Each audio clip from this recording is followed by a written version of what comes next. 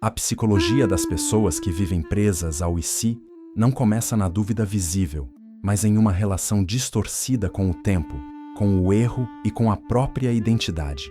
Em um primeiro olhar, essas pessoas parecem apenas reflexivas, cautelosas ou excessivamente racionais. Pensam antes de agir, analisam possibilidades e evitam decisões precipitadas. Socialmente, esse comportamento costuma ser valorizado. A mente, então, desenvolveu uma estratégia de sobrevivência. Antes de agir, ela imagina. Antes de decidir, ela simula. Antes de viver, ela prevê. O e se surge como promessa de proteção emocional. Se eu imaginar todas as possibilidades, talvez eu evite a dor. Com o passar do tempo, essa estratégia deixa de ser consciente. A pessoa já não percebe que está se protegendo. Ela acredita estar sendo responsável, madura e inteligente. Pensar demais passa a ser confundido com profundidade. Agir passa a parecer arriscado, impulsivo ou imaturo. A imaginação ganha status de território principal, enquanto o presente se torna apenas um espaço provisório, algo que ainda não começou de verdade. O cérebro reforça esse padrão. Pensar em possibilidades ativa circuitos de recompensa porque reduz o risco imediato. Não agir evita exposição, julgamento e frustração. Esse alívio momentâneo cria dependência. A pessoa sente que está fazendo algo produtivo quando, na realidade, está apenas adiando. O pensamento gera movimento interno, mas não produz transformação externa. Ainda assim, a sensação subjetiva de atividade engana. A relação com o presente se fragiliza profundamente. A pessoa vive com a sensação constante de que a vida real começa depois da decisão certa, depois do momento ideal, depois de se sentir pronta. O presente é vivido como ensaio, nunca como palco. Nada parece definitivo. Nada parece digno de investimento total. Existe sempre a impressão de que comprometer-se agora seria um desperdício, já que algo melhor pode surgir se ela esperar mais um pouco. Esse adiamento se infiltra em todas as áreas da vida. Conversas importantes são postergadas. Mudanças necessárias são evitadas. Escolhas simples se transformam em dilemas complexos. Cada decisão parece carregar o peso de definir toda a identidade. Escolher não é apenas escolher um caminho, é renunciar a todos os outros. Para quem vive presa ao e se, essa renúncia soa como perda irreparável. Existe também uma confusão profunda entre potencial e identidade. A pessoa passa a se definir não pelo que vive, mas pelo que poderia viver. Ela mantém vivas versões imaginárias de si mesma. A versão que escolheu outra carreira, a versão que foi mais corajosa, a versão que disse sim quando disse não. Essas versões nunca falham, nunca enfrentam limites e nunca se decepcionam. Por isso, parecem sempre superiores à realidade. Esse apego às possibilidades cria uma insatisfação constante. Nada vivido parece suficiente. Tudo real parece menor do que o imaginado. Mesmo conquistas perdem valor rapidamente, pois sempre existe um cenário hipotético que teria sido melhor.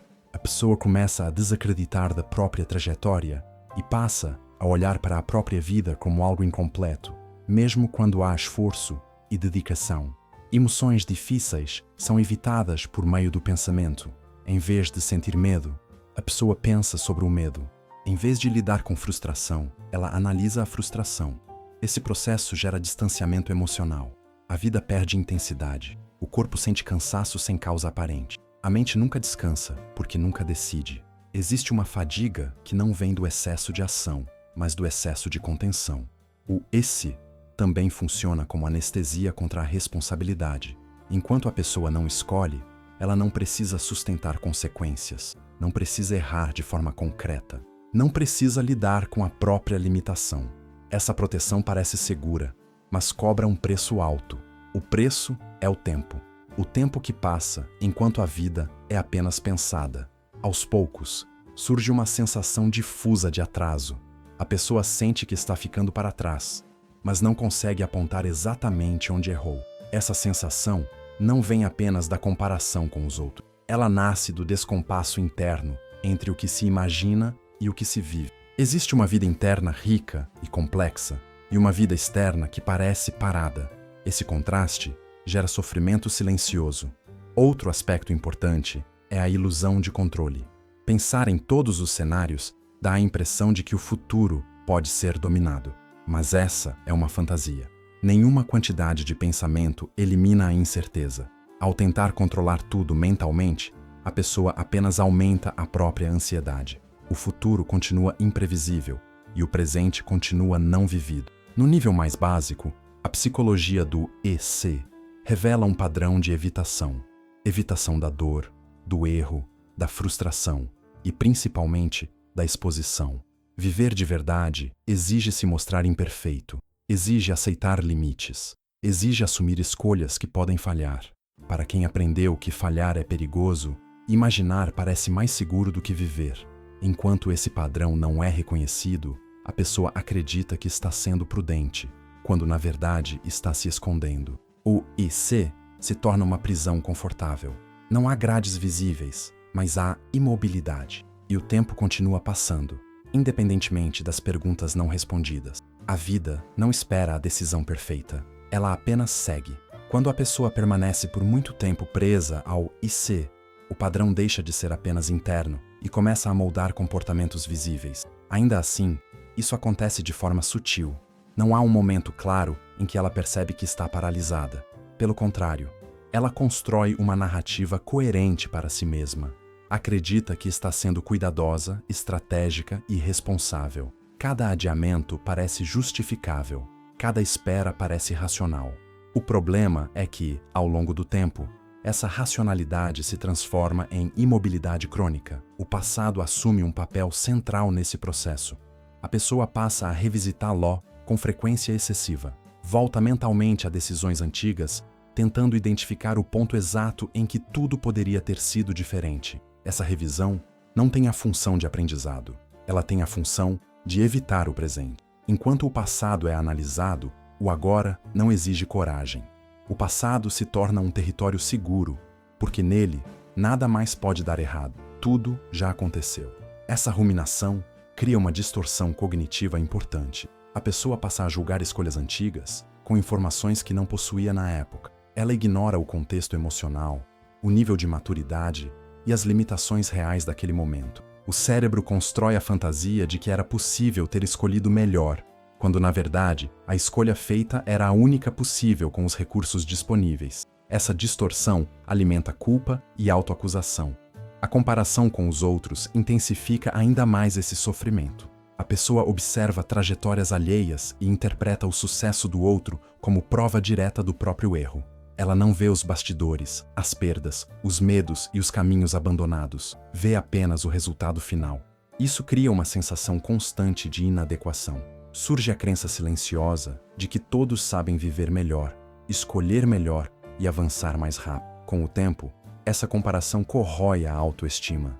A pessoa se percebe como alguém cheia de potencial, mas incapaz de concretizar Ló.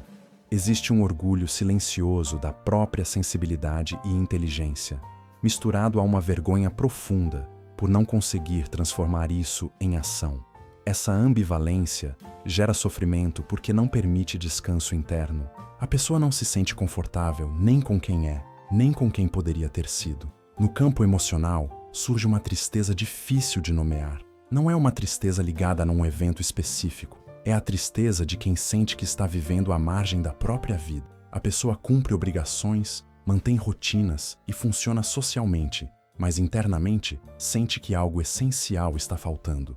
É como se a vida estivesse acontecendo em outro plano, sempre um pouco distante. O corpo começa a expressar esse conflito. A ansiedade se torna constante, não explosiva, mas persistente. O sono perde profundidade. O descanso não parece suficiente. O sistema nervoso permanece em estado de alerta, porque a indecisão prolongada é interpretada como ameaça. Não escolher mantém o organismo em espera contínua. O corpo não sabe quando relaxar porque a mente nunca conclui. Outro efeito importante é a dificuldade de sustentar vínculos. Pessoas presas ao "e-se" tendem a viver relacionamentos com ambivalência. Questionam constantemente se escolheram a pessoa certa. Compararam o presente com versões idealizadas do passado ou com possibilidades imaginárias do futuro. Isso impede entrega real. O outro sente essa dúvida silenciosa e a relação se fragiliza. No trabalho, o padrão se repete. Permanecer gera frustração por imaginar outras carreiras possíveis. Mudar gera medo de cometer um erro irreversível. Qualquer escolha parece arriscada demais. O resultado é a estagnação. A pessoa não se sente pertencente a lugar nenhum, porque nunca se comprometeu totalmente com nada. Esse estado prolongado cria um fenômeno psicológico importante. A vida começa a ser vivida como espera. Espera por clareza, espera por certeza, espera por motivação, espera por coragem. O problema é que essas coisas raramente vêm antes da ação. Elas costumam surgir depois. Ao esperar sentir-se pronta, a pessoa impede o próprio amadurecimento. Romper esse ciclo não significa tomar decisões impulsivas ou radicais. Significa reconhecer que não escolher também é uma escolha. Cada adiamento preserva o desconforto atual. A ausência de decisão não é neutra. Ela produz consequências acumulativas, mesmo que silenciosas. O tempo investido em imaginar não retorna em forma de experiência. Um passo essencial é mudar a pergunta interna. Em vez de perguntar, e se eu errar, a pessoa precisa começar a perguntar, o que acontece se eu nunca tentar? Essa inversão muda o eixo do medo. O risco deixa de ser apenas o erro e passa a ser a estagnação. Esse insight costuma ser desconfortável, mas necessário. Outro ponto importante é desenvolver tolerância à imperfeição. A pessoa presa ao e se costuma exigir de si decisões perfeitas. Essa exigência é desumana. Nenhuma escolha vem acompanhada de garantias. A vida não oferece manuais. Ela oferece experiências. Aceitar isso reduz a pressão interna e abre espaço para movimento. Criar consciência sobre esse padrão não resolve tudo imediatamente, mas enfraquece o automatismo. Quando a pessoa começa a perceber o e se surgindo, ela ganha a chance de interromper o ciclo. Pequenas decisões sustentadas no presente começam a devolver a sensação de agência. A vida deixa de ser apenas pensada e começa a ser vivida. Se você se reconhece nesses padrões e sente que esse tipo de reflexão está ajudando a nomear algo que sempre esteve aí, acompanhar conteúdos que aprofundam essa psicologia pode ser um passo simples e consistente para fortalecer essa consciência e facilitar mudanças reais ao longo do tempo. Na etapa mais profunda da psicologia das pessoas que vivem presas ao e se, o conflito deixa de ser apenas cognitivo e passa a ser existencial. Já não se trata apenas de pensar demais ou de ter dificuldade em decidir. Trata-se de uma relação frágil com a própria existência concreta. Essas pessoas não têm medo apenas de errar. Elas têm medo de se comprometer com uma única versão de si mesmas. Escolher significa existir de forma definida, e isso assusta profundamente. O e se funciona como uma tentativa de manter todas as identidades possíveis vivas ao mesmo tempo. Enquanto nenhuma escolha é feita, todas as versões imaginárias continuam disponíveis. A pessoa pode ser tudo em pensamento. Pode ser talentosa, corajosa, bem-sucedida e admirada. No campo da imaginação, não há limites reais. O problema é que viver exige limites. A vida real não permite ser tudo. Ela exige ser algo específico, com perdas e renúncias inevitáveis. Esse conflito gera uma sensação interna de suspensão. A pessoa sente que está sempre prestes a começar, mas nunca começa de fato. Existe uma expectativa constante de que algo interno vai se alinhar antes da ação. Uma clareza definitiva, uma segurança emocional completa, uma ausência total de medo. Essa expectativa é ilusória. Nenhum ser humano age a partir de certeza absoluta. A clareza costuma surgir depois do movimento, não antes dele. Enquanto espera esse alinhamento impossível, a pessoa permanece em estado de observação. Observa a própria vida passar. Observa oportunidades surgirem e desaparecerem. Observa os outros avançarem. Essa observação prolongada cria um distanciamento interno. A vida começa a ser sentida como algo externo, quase como um filme no qual a pessoa não é protagonista. Esse afastamento gera uma dor silenciosa que muitas vezes é confundida com apatia ou desmotivação.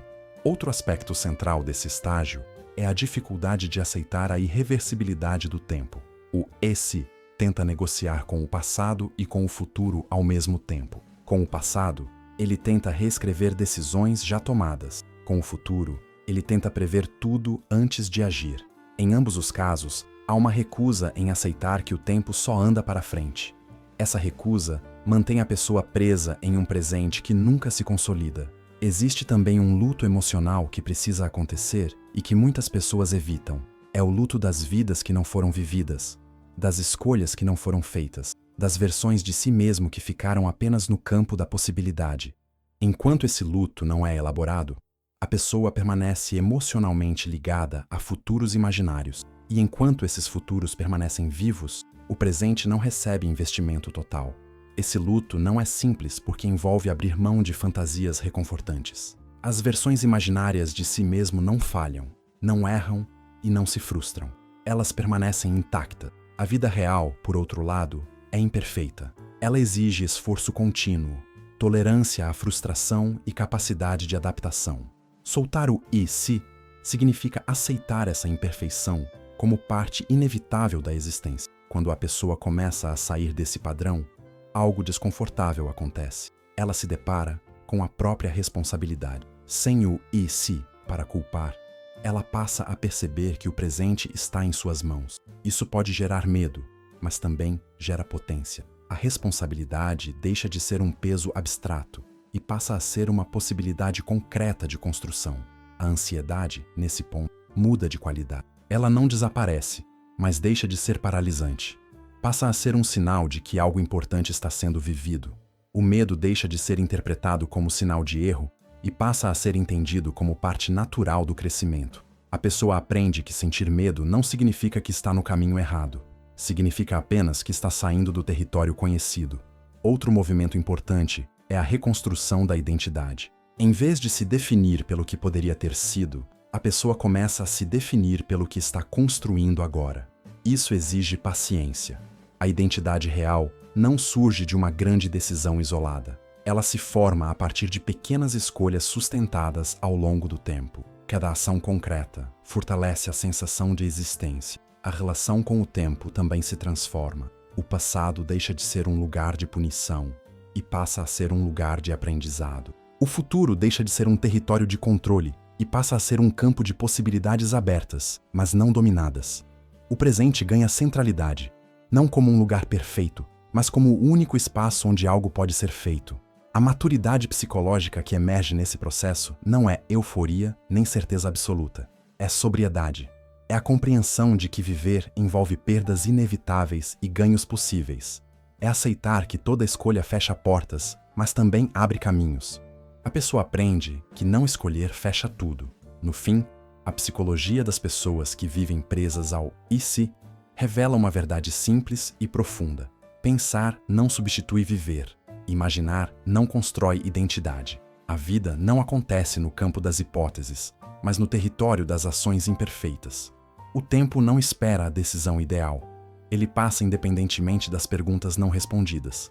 Sair do "e se" não significa viver sem dúvidas. Significa viver apesar delas. Significa aceitar a própria humanidade com medo, limites e incertezas.